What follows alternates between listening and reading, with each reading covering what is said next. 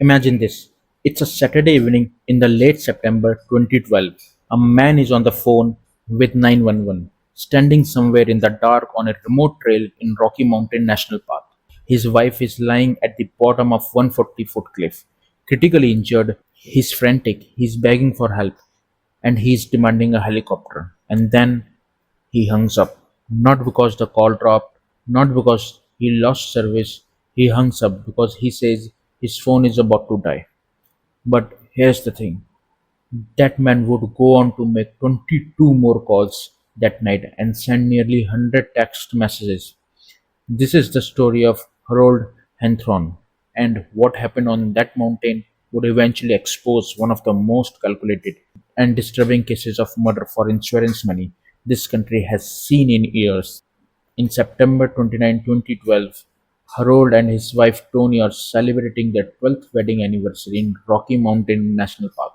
They left their 7-year-old daughter Hallie back home in Colorado with a babysitter. To everyone who knows them, Harold is the perfect husband and father. He's the guy who cooks dinner every night, installs security cameras to keep his daughter safe, and spend more time with Hallie than most dads ever do. Tony's family, especially her older brother Barry, a cardiologist in Mississippi, always thought Harold was a little odd, but they never imagined he was so dangerous. That Saturday afternoon, Barry gets a phone call from Harold that he never forgot. On the other hand, Harold is panicked. He tells Barry something happened to Tony. He says she's been injured in a fall. Then he tells Barry to check his phone and hangs up. When Barry look at his messages, the first one reads, Barry, urgent, Tony's injured. Fall from rock. She has been in a critical accident. Few minutes later, Harold starts sending vital signs. Pulse 60, respiration 5. Barry, being a doctor, knows that's not a good, but he is still hopeful. Then the message gets worse. Harold says he's starting CPR. Barry is hundreds of miles away, helpless, while his sister is dying on a mountain. Hours later, the text has finally come. Harold writes, she's gone. To the outside world, it looked like a terrible accident. According to Harold, Tony had slipped near the edge of a cliff while taking photos and fell nearly 140 feet. Harold claimed he stayed with her in the dark, trying to keep her alive until help arrived. But something about Harold's behavior in the days that followed didn't sit right with Tony's family. Within 24 hours of her death, Harold had already created a full memorial page for Tony. He planned the entire funeral, he picked the songs, made a video, and contacted the singers. He was calm, organized, almost detached. At the memorial service, while everyone else was grieving, Harold was shaking hands and making small talks like he was hosting a party. And Tony's family noticed something else too. 7-year-old Hallie wasn't crying. She was quiet, almost frozen, like she was afraid to show any emotion at all. That's when Barry and rest of the family start taking notes. What they didn't know yet was that Harold had done this before. 20 years earlier in 1995, Harold's first wife, Lennon, also died under mysterious circumstances. She was killed in what Harold described as a car accident on a remote road in Colorado. Authorities ruled it an accident at the time and never seriously investigated him. But now, with Tony's death, the similarities were impossible to ignore.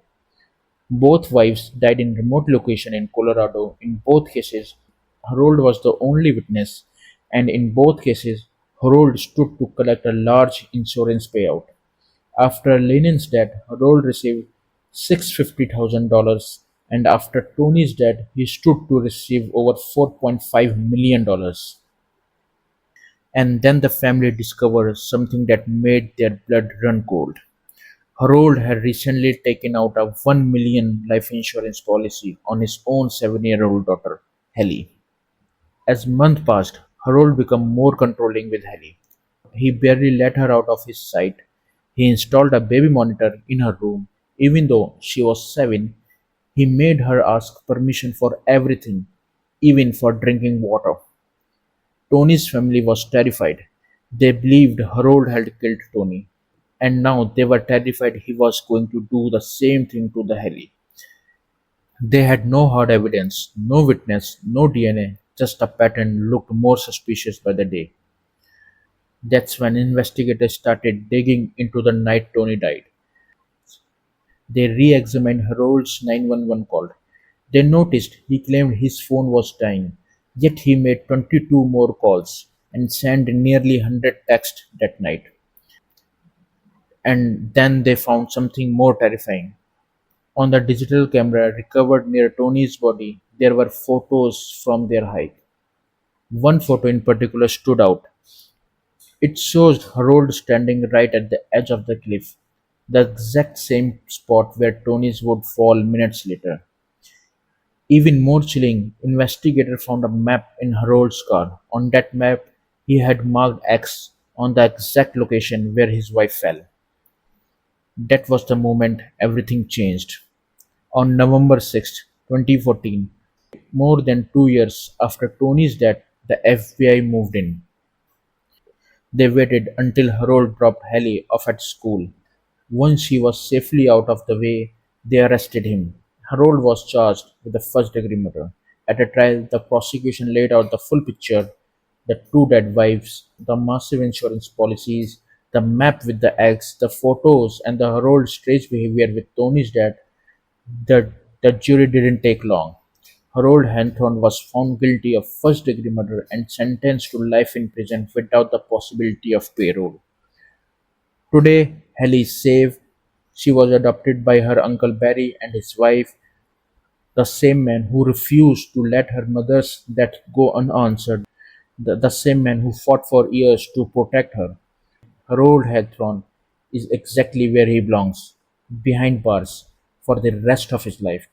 But this story isn't just about a man who killed his wife for money. It's about how long it took for everyone to see what was really happening.